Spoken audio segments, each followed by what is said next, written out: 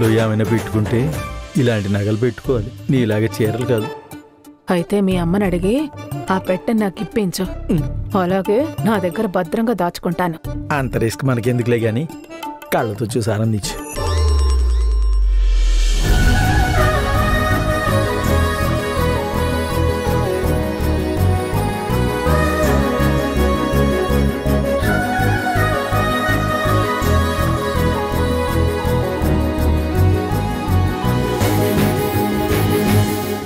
ఈ నగల్ని మా అత్తయ్య గారు మా అత్తయ్యకిస్తే తను నాకిచ్చింది. నేనేమో దేవకిచ్చాను.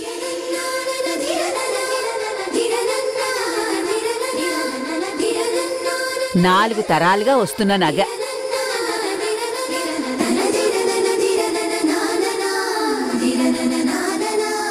చూడు ఎంత బాగుందో. మీ అమ్మ దేవకికి అది పుట్టింటి వాళ్ళు పెట్టిన నగ.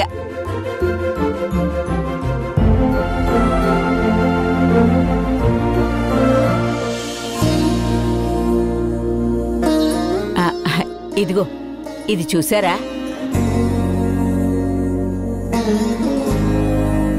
మా మొదటి పెళ్లి రోజుకి మీ తాతయ్య గారు నాకు చేయించిన నగ.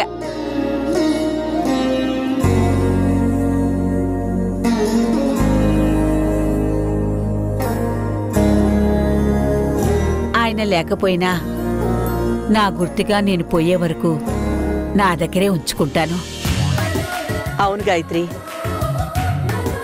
ఈ రోజు కూడా ఒక్కసారైనా నగలు చూడకుండా మీ నాన్నమ్మకి రోజు గడవదు.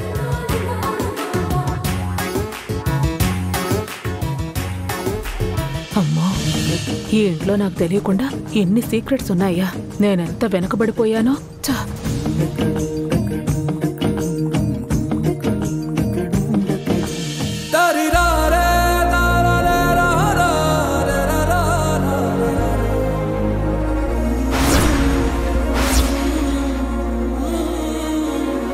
అత్తయ్య,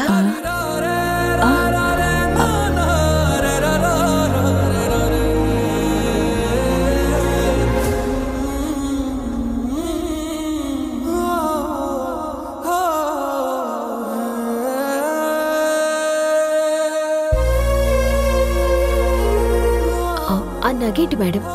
ఎందుకు దాన్ని చూడగానే మీరంతా ఎమోషనల్ అవుతున్నారు? చూడ్డానికి కూడా చాలా ప్రత్యేకంగా ఉంది. అవును రాధా, నువ్వన్నది నిజమే. ఇది చాలా ప్రత్యేకమైనది. ఎందుకంటే మా గాయత్రి మొదటి పుట్టినరోజుకి నగలు చేయించాలని ఒక మంచి డిజైన్ చూసి నగ చేయించాను.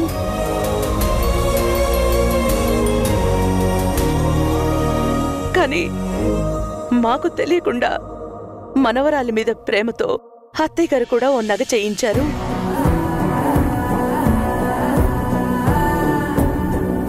తీరా చూస్తే 2 నగలు, డిజైను, బరువు అన్నీ సేమ్ ఒకేలా ఉన్నాయి.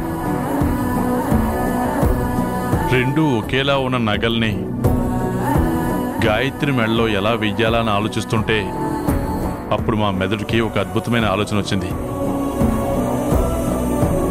ఇటు తల్లిగా తను చేయించిన నగను, అటు ప్రేమతో మా అమ్మ చేయించిన నగను కట్ చేయించి 2 కాళ్ళకి పట్టీలుగా చేయించింది.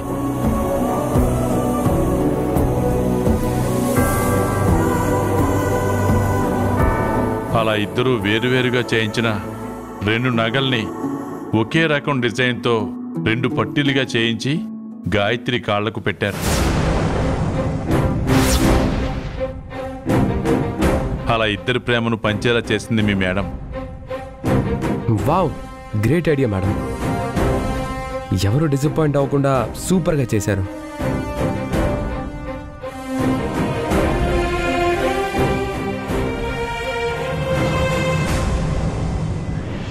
మేడం, మరి ఒక పట్టీ ఉంది, ఇంకొక పట్టీ ఎక్కడ కనిపించటం లేదు.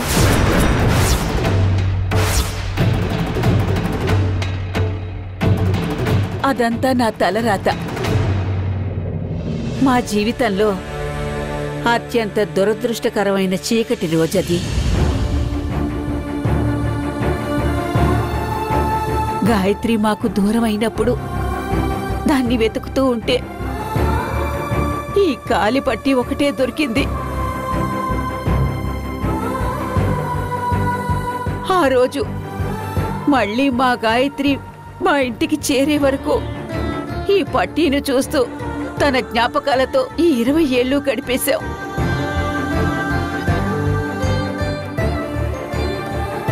దేవుడి దయ వల్ల మా ప్రాణమైన గాయత్రి మళ్ళీ మమ్మల్ని కలుసుకుంది.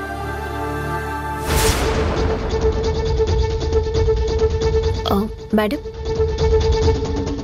మీరు ఏమి అనుకోను అంటే ఒక చిన్న రిక్వెస్ట్. చెప్పు రాధా. ఏం లేదు మేడం, ఇలాంటి ప్రత్యేకమైన వస్తువులంటే నాకు చాలా ఇష్టం. ఇలాంటివి కనిపించినప్పుడు నేను ఒక ఫోటో తీసుకుంటాను.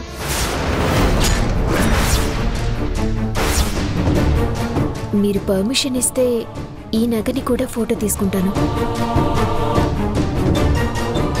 ఫోటో? ఇప్పుడు ఈ నగ ఫోటో ఎందుకు తీసుకోవాలనుకుంటుంది? దాంతో ఏం చేస్తుంది? ఈ రాధ మామూలుది కాదు. ఖచ్చితంగా ఏదో ప్లాన్ చేస్తుంది. మా ఇంటి నగలు నువ్వు ఫోటో తీసుకోవడం ఏంటి? ఏం చేసుకుంటావు? అమ్మా, తను అడుగుతుంది ఫోటోయే కదా, మన నగలు కాదు కదా. అమ్మ రాధా, ఇవి తీసుకో. Thank you sir.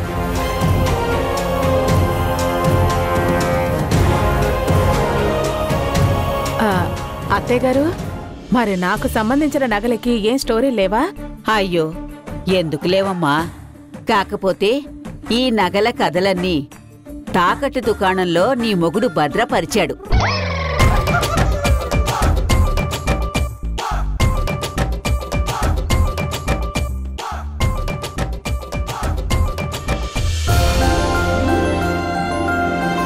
మేడం, ఎవరు? నమస్కారం మేడం. వచ్చావా నాయనా? ఇక నువ్వు ఈ రోజుకి రావేమో అని అనుకున్నాను. రారా, కూర్చో. ఇవే నగలు.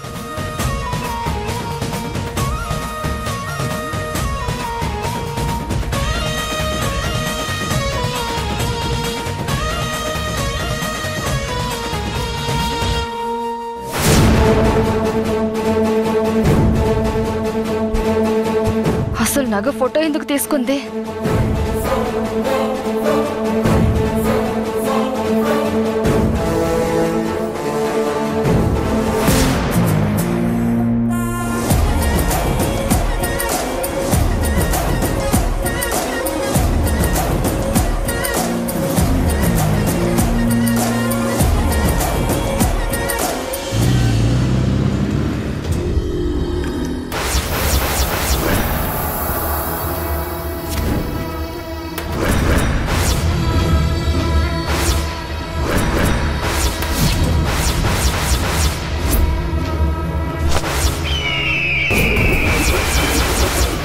నిన్ను ఆకాశం నుంచి పాతాళంలోకి పడేయాలని ఎన్ని ప్రయత్నాలు చేసినా నువ్వు తప్పించుకుంటూనే ఉన్నావు.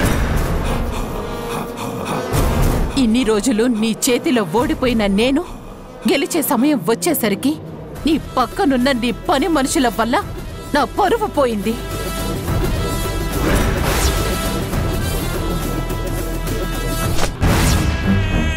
ఇలా నేను ఓడిపోవటానికి, నా పరువు పోవడానికి, నా డబ్బు పోవటానికి కారణం ఈ రాధ.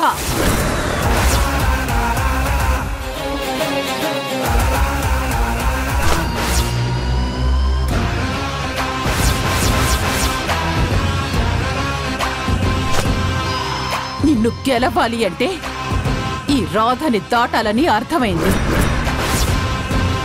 నా ఇంటికొచ్చి నా ఎదురుగా నాతో ఛాలెంజ్ చేస్తుందా?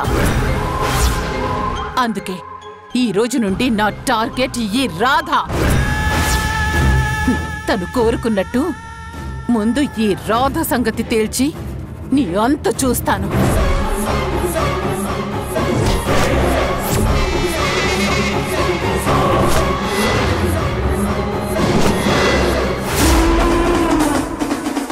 రోజుల అసలు లెక్క పెట్టుకో రాధా. నీ పతనం ప్రారంభమైంది. అనవసరంగా భ్రమరాంబతో ఎందుకు పెట్టుకున్నాను భగవంతుడా అనుకుంటావు. నా కాళ్ళ దగ్గరికి వచ్చేలా చెయ్యకపోతే నా పేరు భ్రమరాంబే కాదు.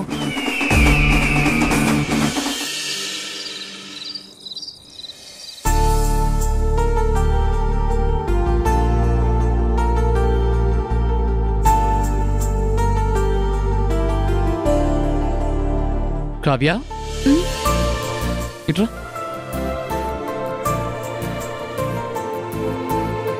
నువ్వెంతవరకు చదువుకున్నావు?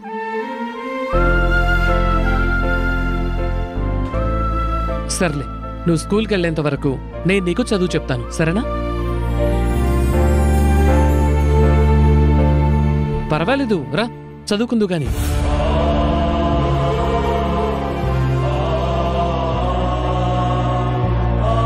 అదేంటలాకి ఎందుకు కూర్చున్నావు? పైన కూర్చో. అయ్యో కావ్య, మనిద్దరం చదువుకుంటున్నాం కదా, అలా కూర్చుంటే నీకేమైనా డౌట్స్ వస్తే నేను ఎలా చెప్పగలను? చదువుకునే పిల్లల్లో ఇలాంటి ఫార్మాలిటీస్ ఉండకూడదు. మా స్కూల్లో ముందు మాకు అదే నేర్పిస్తారు, అందరూ సమానమని.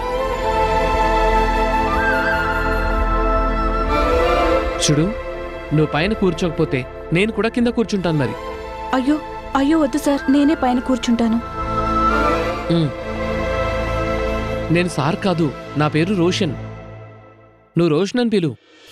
ఇదిగో.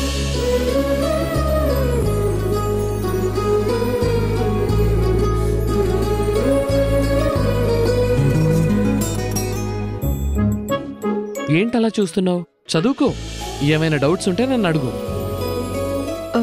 నాకు ఇంగ్లీష్ అర్థం కాదు, మాది తెలుగు మీడియం. అయ్యో అవునా? ఆయన డోంట్ వరీ, నేను నీకు నేర్పిస్తాను కదా.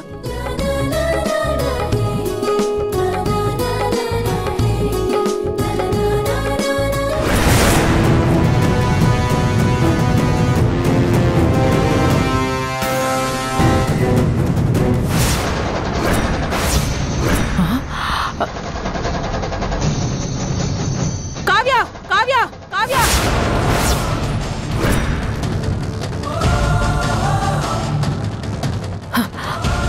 ఎంత ధైర్యమే నీకు? నా కొడుకు పక్కనే కూర్చుంటావా? నిన్ను మేడం,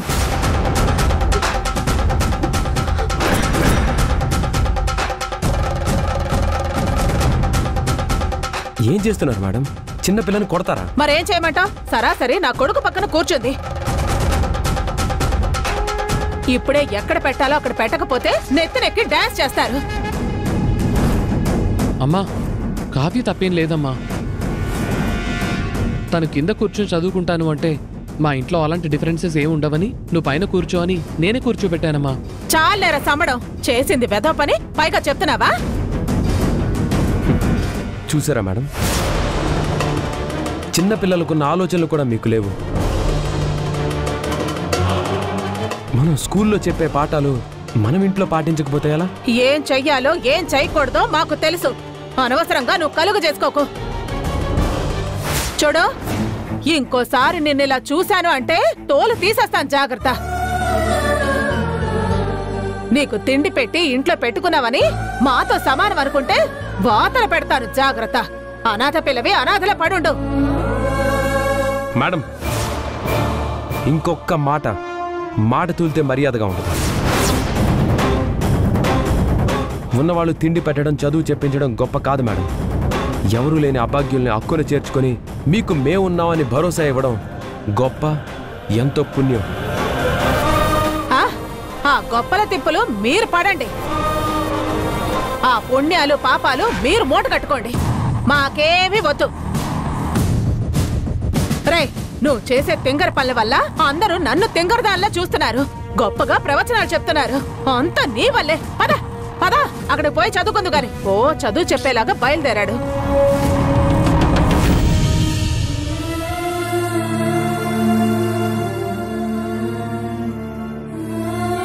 ఏం భయపడక కావ్య, మేమంతా ఉన్నాం కదా. ఈ లోకం తీరే అంతా. ఎవరూ లేని వారిని అజమాయిషీ చేస్తారు, అన్నీ ఉన్నవారి కాళ్ళ మీద పడతారు. కానీ దేవకి మేడం, వాసుదేవ్ సార్ లాంటి వాళ్ళు ఉన్నన్ని రోజులు వీళ్ళ పప్పులేం ఉడకవు, సరేనా? ఈ రోజు నుంచి నేను నీకు చదువు చెప్తాను. పద. పద. అమ్మా. ఓ అదే రహస్యం. చెప్తా నీ సంగతి.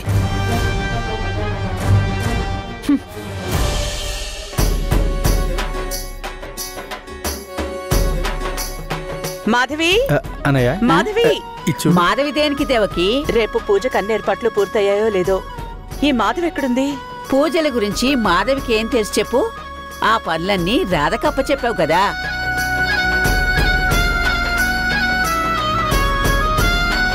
రాధా, ఇలా రామా. మేడం, రేపటి పూజకి ఎలాంటి ఇబ్బంది లేదు కదా? లేదు మేడం, ఆల్మోస్ట్ అన్ని పనులు అయిపోయాయి. రేపు సాయంత్రం పౌర్ణమి పూజకు సంబంధించిన చిన్న చిన్న పనులున్నాయి. సాయంత్రం పూజించాలి. ఉదయాన్నే అందరూ లేచి ఇంటి ముందున్న తులసమ్మకి దీపం పెట్టి దండం పెట్టుకోవాలి. ముందా ఏర్పాట్లు చూడు. అవన్నీ అయిపోయాయి బామ్మగారు. ఉదయం లేచి స్నానం చేసి వస్తే చాలు, మిగతావన్నీ రెడీగా ఉన్నాయి. అయినా అత్తయ్య గారు, రాధకి పనులు అప్పగించిన తర్వాత మళ్ళీ మనం చూసుకోవాల్సిన పని ఉండదు. అవునమ్మా, ఈ రాధ చాలా ఎక్కువ చేస్తుంది.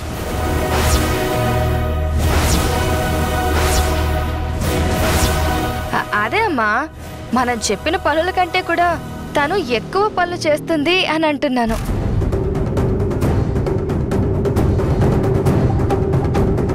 గాయత్రి గారు, కొన్నిసార్లు మీరు చెప్పకపోయినా అవసరం అనుకున్న పనులు చేసినప్పుడు ఎదుటి వాళ్ళు ఏం చేయటానికి ఉండదు. అవును రాధా, మనోహర్ కనిపించట్లేదు. భోంచేసి పడుకున్నాడా? బావగారు, మనోహర్ ఇందాకే కావ్యం తీసుకుని గదిలోకి వెళ్ళాడు.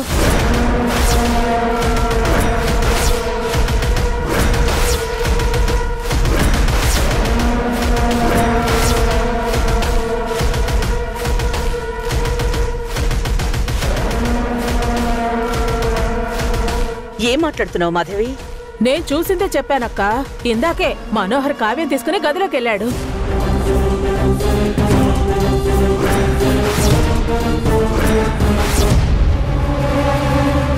అవును పెద్దమ్మా, అమ్మ చెప్పింది నిజం.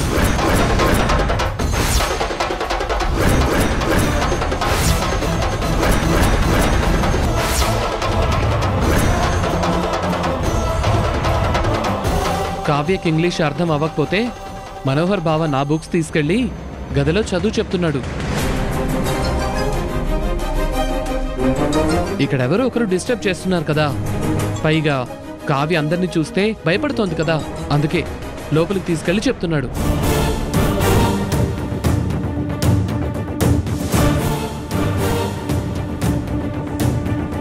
తింగరదానివి తిండిపోతివే అనుకున్నాను. ఏ మాట ఎలా మాట్లాడాలో కూడా తెలీదా? ఒక మాట మాట్లాడేటప్పుడు దాని అర్థం ఏంటి, దాని ఉద్దేశం ఏంటని తెలిసిచేస్తే కదా. పోనీలేండి అత్తయ్య గారు, వదిలేయండి ఇంకా. సరే, అందరూ వెళ్ళి త్వరగా పడుకోండి. ఉదయాన్నే లేవాలిగా. అందరూ బ్రహ్మ ముహూర్తంలో తులసమ్మ దగ్గర దీపారాధన చెయ్యాలి. ఎవరైనా ఆలస్యంగా లేచారో రేపు నా చేతిలో అయిపోతారు. జాగ్రత్త. వెళ్ళి పడుకోరా నువ్వు కూడా. అలాగే. పదమ్మ గాయత్రి, పద. రాధ, నువ్వు కూడా త్వరగా పడుకోమ్మా, ఉదయాన్నే లేవాలిగా. ఆగండి.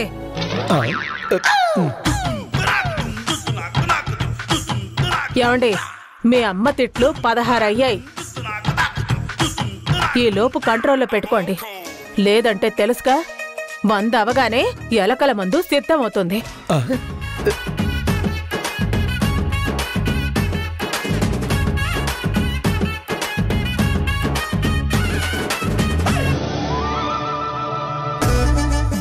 ఈ తప్పులు చేయక మందు, మా అమ్మ తిట్టక మందు, మధ్యలో నాకెందుకు టెన్షన్ టెన్షన్.